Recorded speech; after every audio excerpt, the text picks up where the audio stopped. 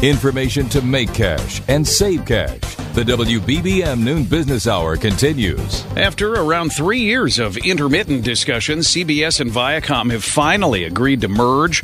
Let's discuss the deal with Tim Hanlon, founder and CEO of the Vertere Group here in Chicago. Tim, we want to get to why this is attractive for the companies, why they finally struck a deal.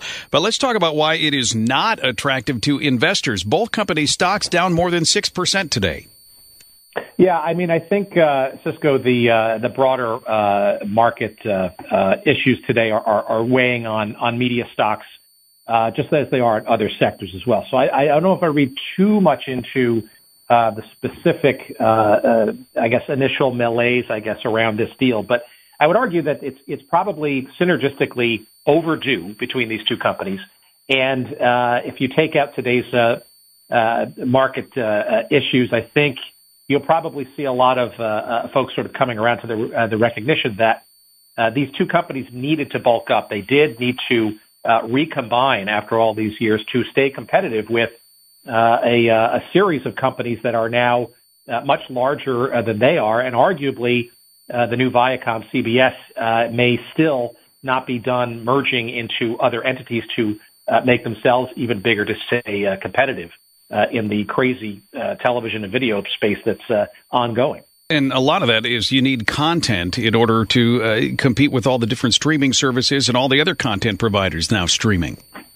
And, Viacom obviously is very rich in cable networks, one of the pioneers, certainly in children's programming with Nickelodeon, and obviously the Paramount studio, which is frankly not been sort of the strongest of the major studios over the last number of years, but this is all about vertical integration, and perhaps even uniquely relative, say, to the NBC Universal deal or what Disney's assets might be.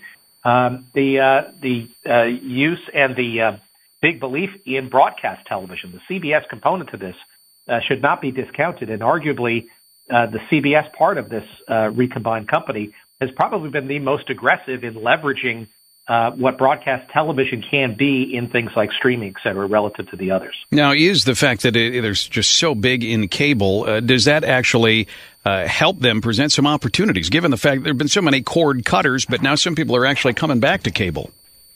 Well, it's a very good question, and the strategy is very much debatable, I think, even maybe within the hallways of the company.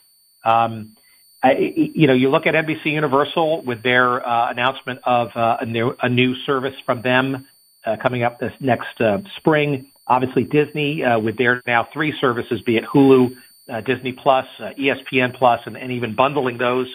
But the Viacom CBS tie-up now makes it for very interesting potential strategies, plural.